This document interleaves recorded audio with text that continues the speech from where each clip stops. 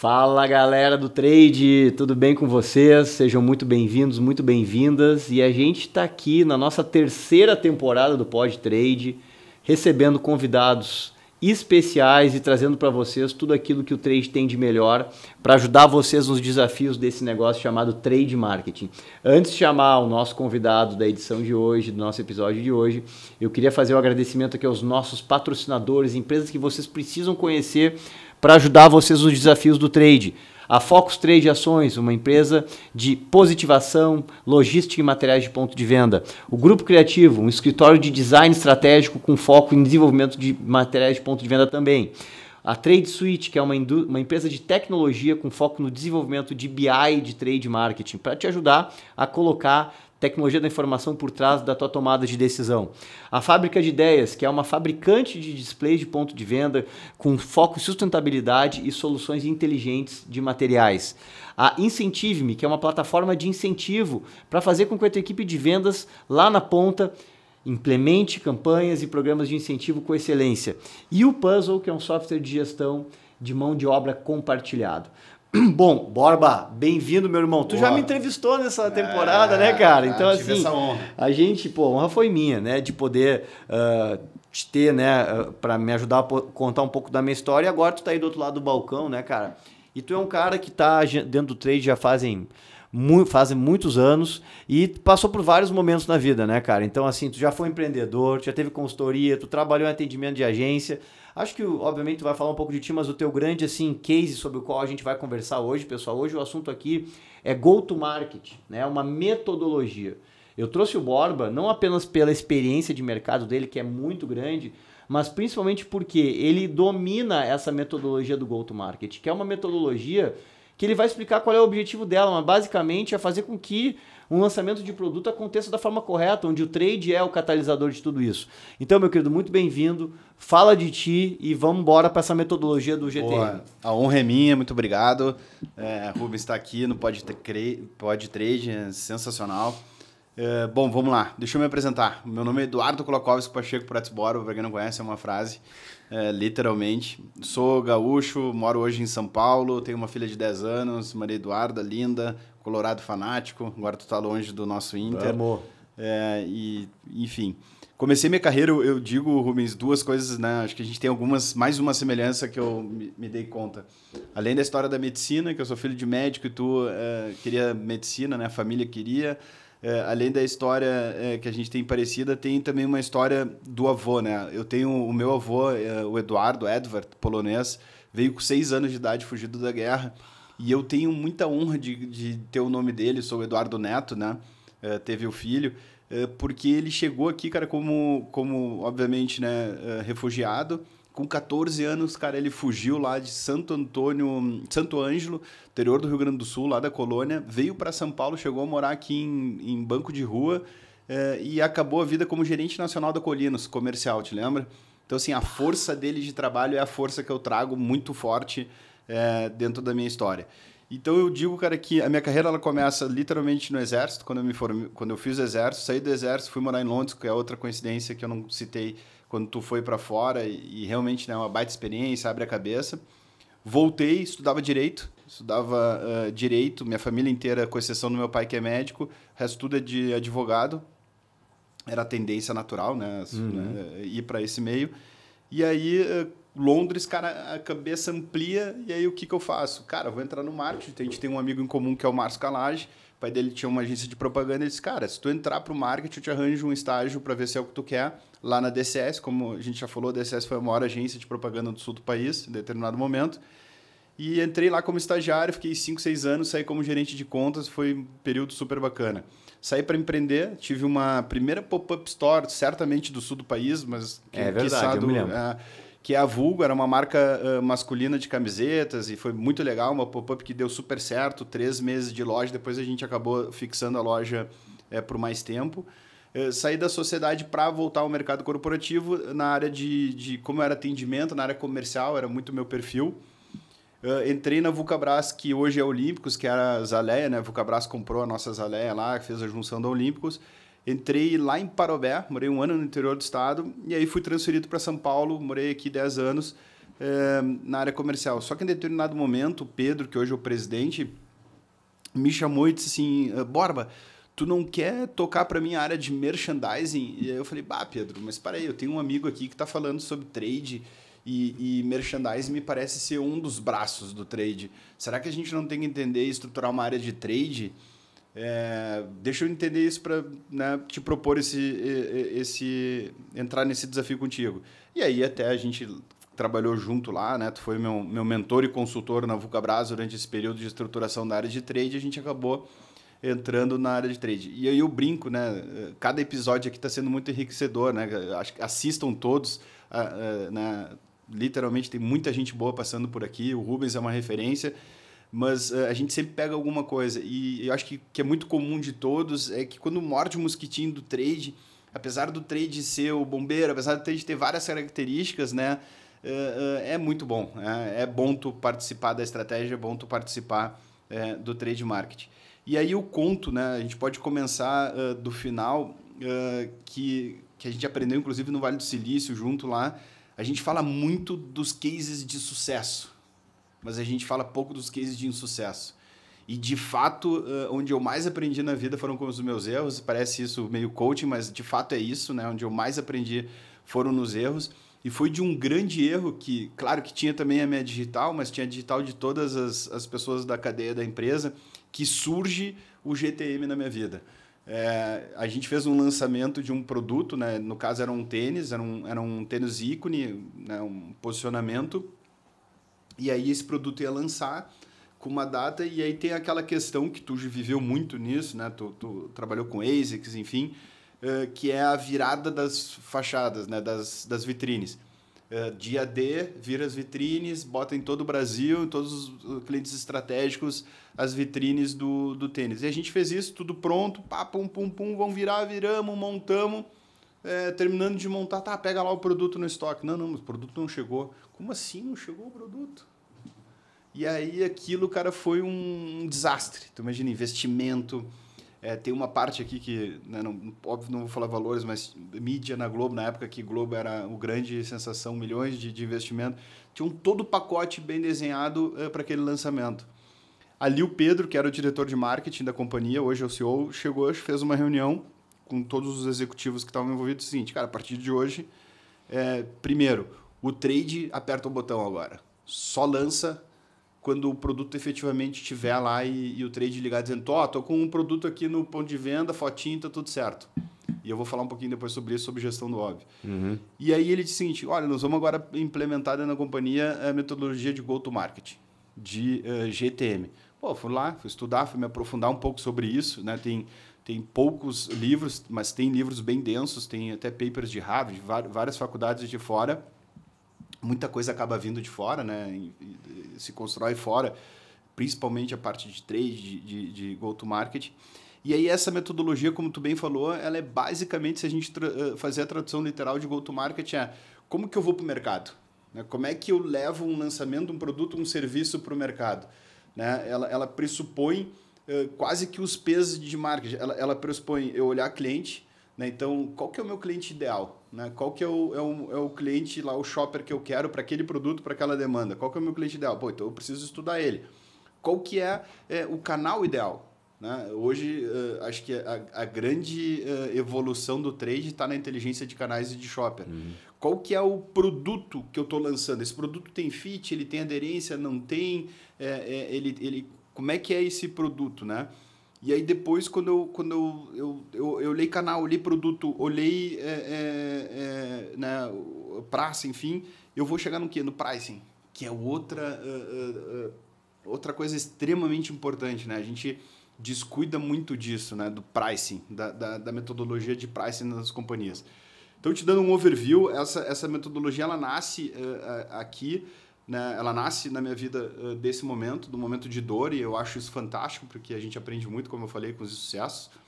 Mas depois eu acabei me aprofundando, até desenhei uma aula lá na academia, né? Professor da academia, exatamente. Exatamente, assistam. Dentro do Plano Prime, temos lá o curso de Go-to-Market com Borba. Perfeito. E aí, mas o que vale falar, assim, o que é, para mim, é a sacada dessa metodologia, né? Acho que é o pulo do gato dentro da metodologia de go-to-marketing. E eu não sei se alguém me falou, enfim, mas acabei adotando isso como uma verdade minha, que eu chamo de gestão do óbvio, Rubens. Cara, não é óbvio que o produto tem que estar no ponto de venda? Alguém viu? Alguém olhou? Alguém ligou? Alguém pegou o produto? Alguém conferiu se foi entregue? Porque quando tu faz essa metodologia, basicamente quando tu vai lançar um produto, ela tem um timeline de 10 meses, tá? Arredondando, claro que isso é modelado de indústrias e de canais diferentes. Mas vamos bolar 10 meses, pesquisa de mercado, desenvolvimento, enfim, desenvolvimento do produto, aprovação, tudo mais. Supply, logística. Quando tu tem esse pipeline de 10 meses e aí não... Olha o tempo que a gente... Vamos dizer lá que a gente demorou 6 para lançar o produto. Nós tivemos 6 meses para alguém se perguntar, disse, tá, mas alguém confirmou que o produto vai chegar no ponto de venda mesmo? Então, eu acabei botando essa pimenta dentro dessa metodologia que eu chamo de gestão do óbvio, porque ela é fantástica. Inclusive, eu implementei isso para minha vida pessoal. Cara, é óbvio que... É claro, cada um tem seu perfil, né, pessoal? O Exército me fez um pouco mais metódico para algumas coisas. Hoje aqui em São Paulo, por exemplo, cara, São Paulo sempre chove, tá ali, na minha bolsa ali fora tá um guarda-chuva. Cara, é óbvio que São Paulo no final da tarde vai chover, então em algum momento pode chover, tá ali o guarda-chuva, mas não precisa andar sempre com o guarda-chuva. Então isso acho que foi fantástico, te dando esse overview inicial, cara, tá aí o go-to-market, como é que ele nasce, como é que ele entrou na minha vida. Então ele é um processo com metodologia, com etapas. Ele, eu não sei até que ponto hoje ele realmente é alguma coisa assim que a gente vê frequentemente dentro das empresas. Assim, dentro dos nossos bastidores, aí todo mundo aqui que trabalha com trade sabe que o trade bombeiro me parece que é o trade aquele que é acionado quando as coisas não deram certo nas engrenagens. Perfeito. E aí o cara tem que entrar lá para resolver o produto que não foi cadastrado, a logística que não entregou, o produto que não deveria ser vendido numa determinada posição de preço, porque aquilo ali não condiz com o posicionamento, está na região errada, o canal de distribuição não foi... Várias obviedades, né? Que assim, as empresas elas muitas vezes entram no automático, né? Quer dizer, elas vão indo, vão fazendo e vão meio que com um rolo compressor, vão ignorando essas coisas. Muitas vezes em cima da força da marca, então, a minha marca deixa que ela vai resolver tudo. Ou do comercial, o comercial vai salvar no final do dia. E daí, quando a marca não consegue, ou o produto, ou o comercial, não é tudo isso que diz que surge o trade. Então, assim, cara, como é que é essa implantação do go-to-market? Ele é uma área, isso é uma dúvida que eu tenho, que está conectada à primeira pergunta. Ele é uma área ligada ao trade, é independente, são consultorias que oferecem... É um pouco dos três? Como é que tu enxerga isso? Então, boa pergunta. Ele tá... primeiro é o seguinte, hoje ele é uma metodologia muito usada em grandes corporações, tá? Se a gente olhar assim, Unilever, todas essas grandes empresas, principalmente as americanas, elas usam muito isso. Então, tem cargos específicos, gestor de trade, de go-to-market, né? Gestor de go-to-marketing, ele está muito mais para o campo da estratégia do negócio. Sim. Né? E aí eu acho que vale só um pequeno fala mais pertinho no microfone. E aí eu acho que vale a experiência que aqui na Vulcabras foi quando o trade efetivamente começou a fazer parte da estratégia. Deixou de ser só o merchandeiro. Porque ele deixou de ser o merchandising para ser parte da estratégia, contribuir. E aí, como tu bem colocou, quando é que ele fica vivo numa organização?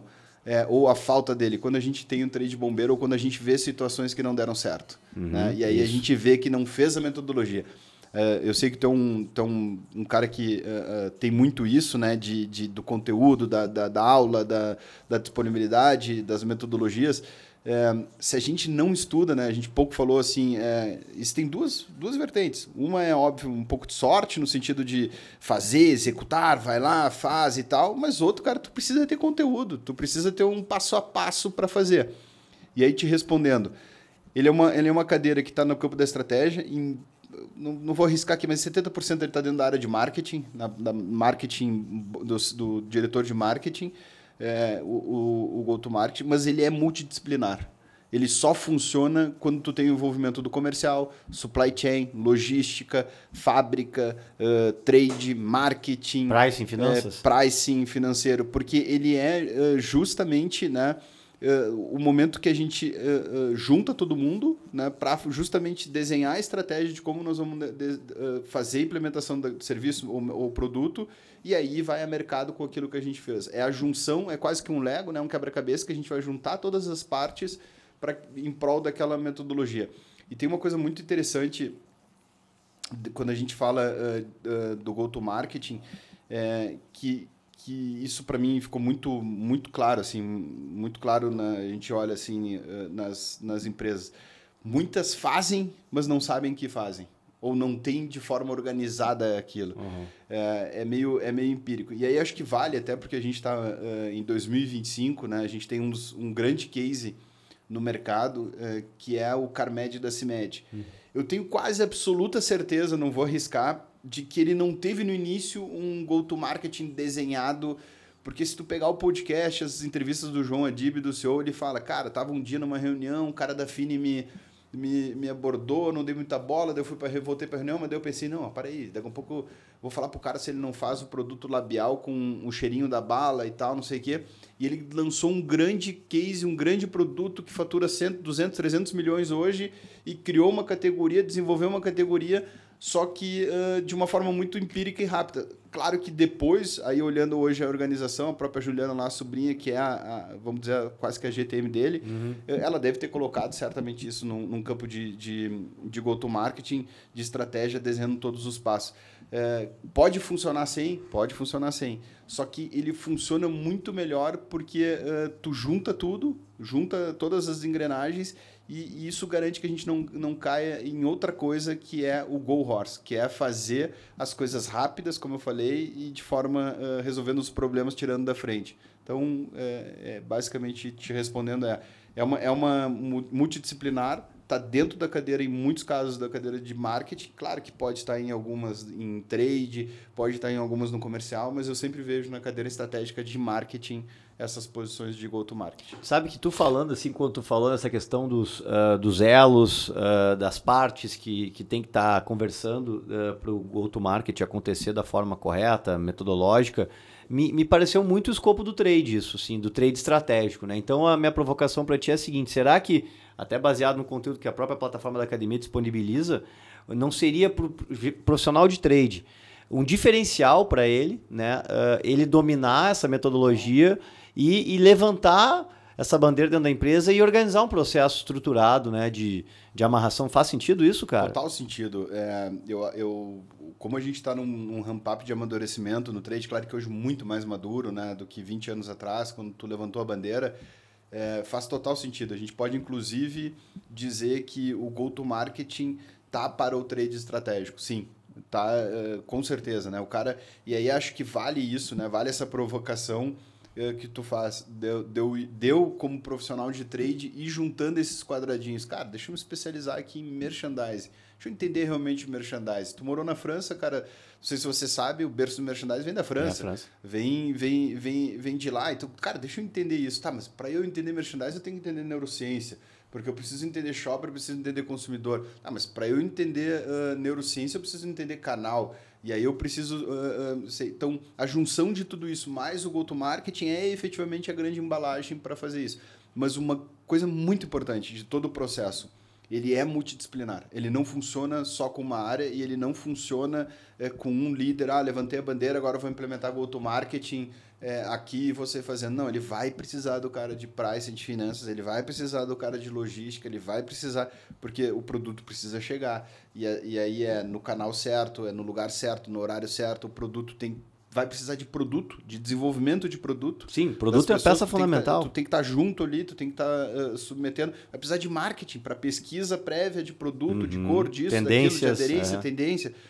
E posterior de comunicação, como é que eu comunico esse produto no ponto de venda, online, omnichannel, enfim. Então, ele é multidisciplinar. Ele tem um head, sim, é como se fosse um projeto, vamos imaginar assim, sendo um pouco mais simplista. Um líder de projeto onde eu vou cascatear todas as necessidades por departamento.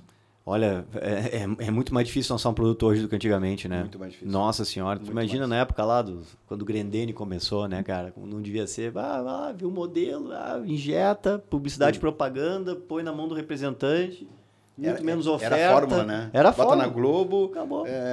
Musiquinha do Lulu Santos, Raider e pum, veio de milhões. Contrata uma agência única, Isso aí. deixa só numa agência de publicidade, pega lá X% do faturamento, coloca na mão das mídias principais. E, cara, sabe que me permita fazer um parênteses, porque eu acho que é legal. Quando tu fala em agência, a gente que viveu isso, a gente era, pessoal, vocês não sabem, aí, tem essa geração nova que está estudando aí na academia, que está estudando trade, que está assistindo. Vocês não sabem, o trade, na verdade, era o patinho feio. Uhum. Era dentro das organizações e dentro das agências, era o seguinte, não, tá, faz aí, ó, faz aí, deixa que... Ele tava preocupado, era com o comercial da Globo, ele tava preocupado, era com outras coisas. A gente era o patinho feio. Hoje já inverteu, hoje tu já tem muito mais investimento. Claro que eu não posso falar valores, mas pra gente dar a ideia aqui de dimensão, né? O trade, quando a gente começou lá estruturando junto lá na Olímpicos, cara, era um trade de 1. Vamos imaginar que era um trade de investimento de 1. Hoje é um investimento de 30, 50. Então, olha o crescimento. Né? E não estou falando valores, assim, para vocês entenderem proporções.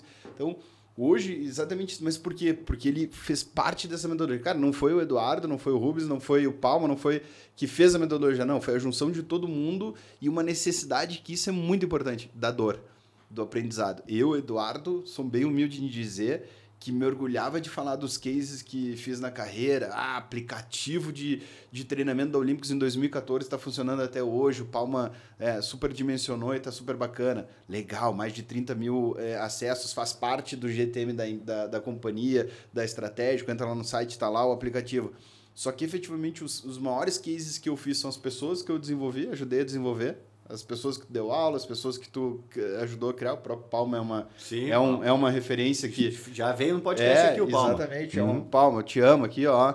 E além disso, cara, os cases de insucesso. Os cases que eu aprendi. Cara, eu tenho 2, 3 cases que, né, antecipando a pergunta lá do perrengue ou do que for, que para mim foram os maiores aprendizados. Esse e um outro case que eu deixo para contar depois no final de insucesso, que é isso. Então, assim, é aqui que a gente mais aprende, é aqui que tá a riqueza, é aqui que muda o status quo, efetivamente, cara, da tua posição, né, cara? Tu sai da zona de conforto, tá bonitinho ali, fazendo tudo, porque eu poderia muito bem naquela situação dizer assim, cara, eu fiz o que tinha, o que tu me pediu?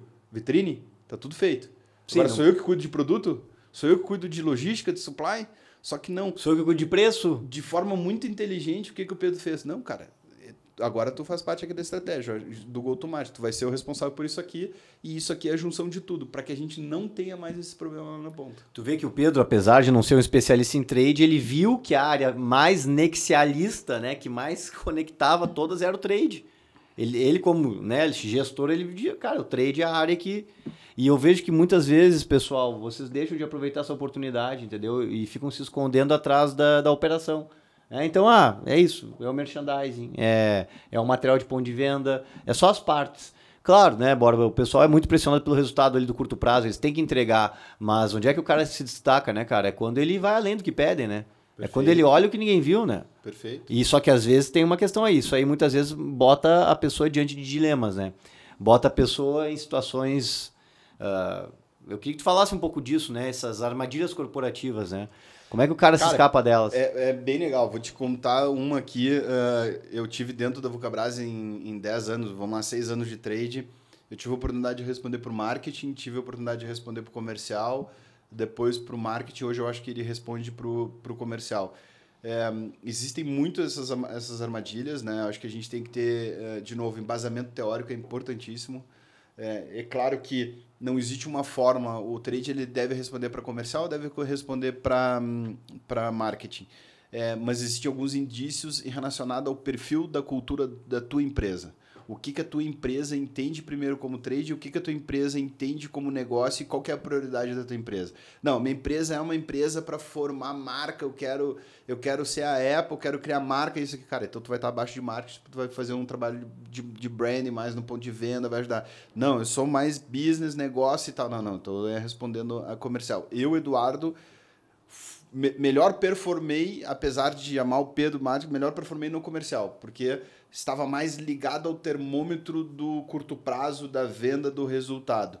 Mas os grandes saltos estão efetivamente na participação da estratégia. Então, o trade, hoje que está beleza, o trade participar da estratégia, ter ser voto na reunião de estratégia. Esse é o primeiro ponto. E aí, independente em qual cadeira que tu tá. Então, eu sempre performei melhor ao lado do comercial. Mas, cara, tem ótimos exemplos abaixo de marketing, né? Diretorias e vários exemplos. Mas existem muitas pegadinhas, né? Acho que o mundo corporativo é um mundo difícil, né, Rubens? É um mundo, obviamente, hoje, talvez um pouquinho mais leve, né? Eu acho que está mais leve, assim, com esse momento que a gente vive de mundo, assim, de pressão, de não diria nem compliance, mas de formas, né? Então não pode chegar para um cara e dizer, fulano, tu é isso, não é da BO. Eu participei de estrutura, o presidente fumava na sala, fazendo reunião. E aí, cara, faz um atrás do outro. Fora as piadinhas, né? Fora as piadinhas. Então, assim, e aí? Tu vai fazer o quê? Tu vai dizer pro presidente, dizendo assim, cara, não, sai da sala aí porque tu tá fumando. Hoje eles dizem. Hoje eles dizem. Inconcebível. Quando tu foi pra viajar com teu avô, cara, era provavelmente avião da Varig e tu podia fumar, tinha cinzeiro. Hoje é inconcebível isso. Isso não existe, né? Sim. Então, tem várias coisas. Eu acho que, não vamos entrar na discussão, acho que o mundo está numa forte transformação e aí entra uma coisa muito importante da metodologia, que é o entendimento, vamos lá, do shopper, né, do consumidor. Acho que isso é importantíssimo. E eu diria, cara, que o entendimento do canal. Acho que essa, na minha humilde opinião, hoje, quando a gente peca muito na construção do GTM, é porque a gente não aprofunda o entendimento de consumo do shopper dentro daquele canal. A gente equaliza tudo igual, acha que tudo é o mesmo material de ponto de venda, o mesmo produto, o mesmo isso, o mesmo aquilo. E, cara, é diferente. Posso te dar um exemplo bem rápido aqui, raso, quando tu pega, vamos imaginar que isso aqui é uma long neck, sei que tu gosta da Heineken, né? É a tua preferida? Então, vamos imaginar que a gente agora vai brindar e vamos tomar uma Heineken. Quando tu vai, vamos pegar aqui sobre barrista, vamos pegar o Zafra. Inclusive, cara, eu faço as compras aqui em São Paulo uma vez por semana no Zafra. Tu vai no Zafra, tem 2 aqui. Bom então, demais. Vamos lá. Cheguei no Zafra aqui, fui comprar a Heineken lá no Zafra, R$4. Vamos imaginar. Cara, beleza, R$4, botei no carrinho. Chega numa loja de conveniência.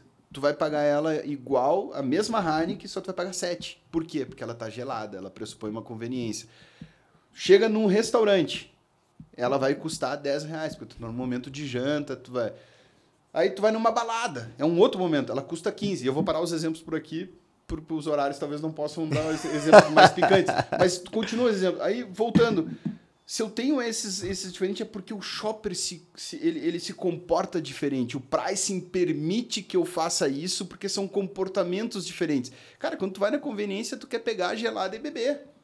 Então, ela pode custar 7.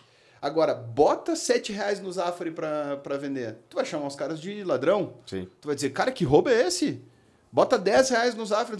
Mas o que aconteceu aqui? Estamos R$10 uma Heineken, não vem nem gelada. Claro que hoje tem mercados que já estão geladas. Mas o ponto é, no momento que tu aprofunda isso, e o GTM é a metodologia para isso, que tu entende o canal, cara, tu começa a drivar tuas estratégias por perfil de cliente ideal, que está dentro da metodologia, e por canal, por perfil de canal. Fazendo essas duas junções, o que tu tem? Tu tem uma execução perfeita, né?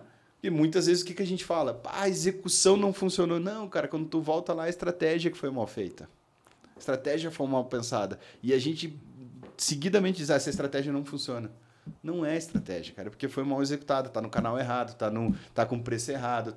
Cara, te convido hoje, na tua rotina, de hoje até amanhã, depois tu me manda uma mensagem, eu quero só uma fotinha, tu vai dizer o seguinte, cara, isso aqui é um absurdo. Aeroporto acontece muito isso. A pergunta é, por que um café e um pão de queijo tem que custar tanto mais no aeroporto, cara? Não faz sentido. Por que o mesmo chocolate, assim, é momento de consumo igual e tal? Talvez a viagem pode algumas coisas custar diferente, mas assim, não faz sentido. Agora, faz sentido numa conveniência que eu quero pegar gelado. E eu preciso, como estrategista de go-to-market, entender isso, para melhor desenhar a solução. Quer ver um case, cara, que para mim é o maior case, depois eu quero um dia discutir para ti qual que é.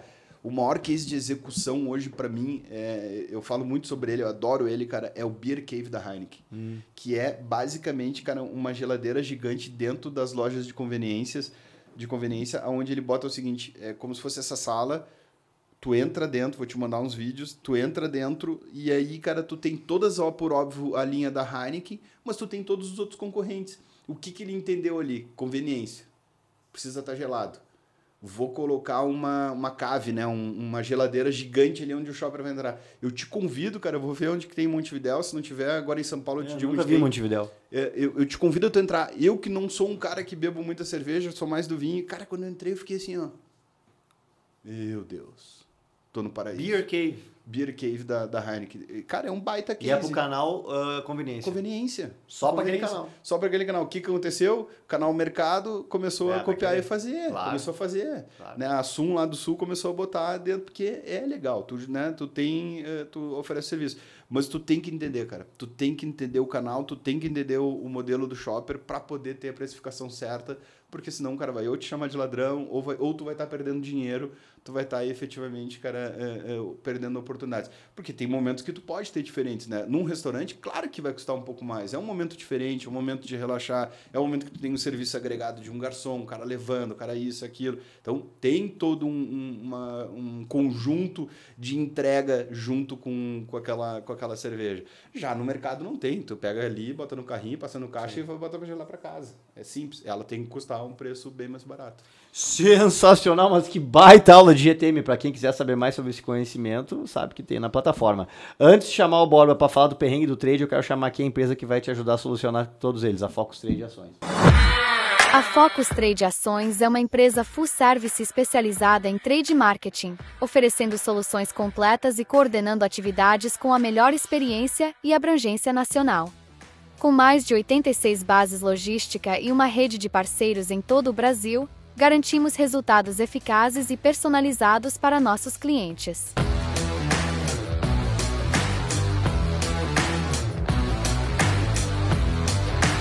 Oferecemos soluções personalizadas, otimizando operações e fortalecendo a presença de marca com ampla cobertura logística e execução eficiente.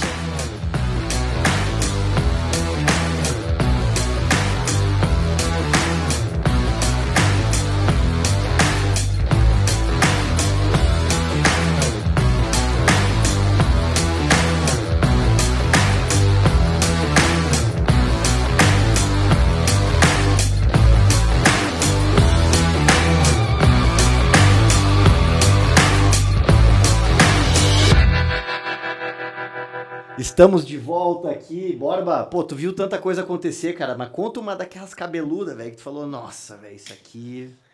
Cara, tem algumas, mas assim, tem duas que eu acho que são... Já comentei aqui, né, do erro lá, de onde que nasceu o GTM, mas tem uma, cara, que é... Tem uma corporativa depois, mas eu vou contar uma que eu acho que vale aqui como exemplo. A gente fez um trabalho... e que justamente ele tá atrelado ao GTM, que eu acho que tu tava junto ainda nesse processo. Vamos ver se tava ou não. A gente fez uma proposta de trabalho chamado raio-x do ponto de venda, que era o quê? Era literalmente fazer um raio-x de todos os pontos de vendas que a gente atuava, no detalhe. Cara, aquela loja, no caso mercado calçadista, aquela loja tem na vitrine tomada, qual que é 220, quantos gerentes tem, quantos vendedores tem, qual a meta... Raio-x, completo, cara, completo. Para quê? Se criar, já que a gente fala que dado é o grande petróleo, se criar uma massa de dado para justamente ajudar no GTM e ajudar nas estratégias de execução muito mais direcionadas. Porque, concorda comigo, tu que foi um cara que muito desenhou, não adianta eu desenhar um material de ponto de venda com luz para uma vitrine que não tem nenhuma tomada, que eu tenho que improvisar para... Então, gestão do óbvio. Uhum. E aí aquele projeto, cara, eu me lembro até valores reais, posso falar, ele ia custar R$500 mil para X mil pontos de vendas. Só a pesquisa. Mas o raio-x, botar os caras a pesquisar em todos os pontos de vendas que a gente queria, milhares de pontos de venda lá, sei lá, 1.000, 2.000 pontos de vendas, iam custar 500 pau lá para fazer toda a pesquisa e tal, uma ordem de valores mais ou menos isso. Cara, eu não me lembro se foi o Palma, eu não me lembro quem foi, que disse o seguinte, Borba, vamos fazer... E eu tinha o cheque, assinei, aprovei com a diretoria, vamos embora, rock and roll, vamos embora. Só que, né, às vezes a gente também tem um anjo da guarda forte. Alguém me falou, cara, disse assim, cara, faz um piloto. E aí eu disse, pô, uma boa mesmo, vamos fazer um piloto. Pegamos lá 40 mil, sei lá quanto que foi, e a gente fez um piloto em São Paulo, capital. Deu tudo errado. Por quê? Gestão do óbvio, síndrome do pequeno poder, já ouviu falar? Síndrome do pequeno poder é o gerente da loja, mesmo tu estando alinhado com o dono da Centauro, com o dono da World Tennis, o dono das redes, representante que atende, o representante com toda a corporação, todo mundo alinhado. Cara, lá naquela loja tem um gerente de loja que ele é o dono. E lá ele não deixa mexer nem mandar. Pode vir a ordem de cima, ele é o dono. Então a gente esqueceu, gestão do óbvio, de alinhar com esse cara. Então a gente não teve o resultado esperado. Né? Rasgou dinheiro. O projeto foi abortado, foi cancelado, óbvio. A gente acabou não tendo sucesso porque entendeu que tinha uma dinâmica muito diferente daquilo que a gente planejou. Então, acho que o aprendizado que fica é, cara, cria pílulas, teste. Acho que o mundo moderno hoje ele permite, né? Se a gente falar de novo marketing, novo isso, aquilo, o cara faz teste AB, teste 1, 2, 3, faz vários testes até tu chegar à fórmula e poder implementar. Então, acho que esse foi o primeiro... Né, o grande perrengue, assim, cara, que eu passei porque, cara, a gente tinha uma grande expectativa, um grande investimento e acabou, cara, rasgando ali, claro que um valor muito menor, rasgando um projeto. E aí aqui, sem falar de nomes, né, eu acho que dentro do mundo corporativo, um outro perrengue também foi o ping-pong comercial e marketing. Eu respondia para uma diretoria de marketing, que depois não era mais o Pedro, era né, acabei falando aqui, enfim, era dentro lá da Vulcabras, mas sem outros nomes. Eu respondia ao marketing, que era um cara que veio, acho que tu conheceu, veio de Nike e tal, um rico de um profissional que passou. E óbvio, ele chamou o trade para ele. Cara, fiz o que eu gosto muito, cara, que vem lá do meu avô, barriga no balcão, de gastar sola de sapato. A gente fez ponto de venda sobre a lógica, que ele tem 20 anos de Nike e tal. Só que daí do outro lado eu tinha o comercial me puxando. Então eu vivi uma guerra de braço, cara. Eu tinha o comercial me puxando. Não, tu tem que ser meu. Não, tu tem que ser do mar. E aí, cara, não era de nenhum. Bola dividida do trade. Bola dividida do trade. Então, assim, acho que esse é um grande perrengue que muitos devem viver, assim, né? De efetivamente estar no meio e um puxando para um lado, puxando para o outro, né? Mas então, aí, nesse momento, o cara vai fazer o quê? Tem que... Cabeça boa, cara. Tem que entregar. Tem que fazer o que tem que fazer e fazer o teu trabalho sem escolher lado nenhum. Né? Eu acho que o lado que a gente escolhe na vida, cara, é o time que tu torce, a mulher que tu ama, os filhos que tu tem, a religião com respeito de todo mundo. E, cara, sem lado nenhum, tu tem que entregar. Cara, o que tu precisa? Precisa disso? Vou te entregar. O que tu precisa? Precisa disso? Vou te entregar. Acho que essa é a saída. Agora tu vai ensinar como resolver isso aí na parte só para membros da academia. Boa. Cara, te despede aí do pessoal que nos assistiu até aqui. Muito obrigado. Assistam todos os episódios, estão fantásticos. E não deixem de se inscrever para quem ainda não é aluno da academia. A academia acho que é o maior depositório. Não usaria a palavra depositório, mas é o maior depositório de conteúdo sobre trade marketing, cara, da América Latina, com certeza. Grande, bate aí, parceiro. Vamos junto. E galera, é o seguinte, então, é isso. Fica aqui o recado para vocês conhecerem mais. Quem quiser se inscrever aqui no canal para ter acesso antecipado a todos os lançamentos de edições aqui do Pod Trade, me seguir nas redes sociais. E para quem quiser saber mais da academia, o link está aqui nos comentários. Beleza? Até o próximo episódio.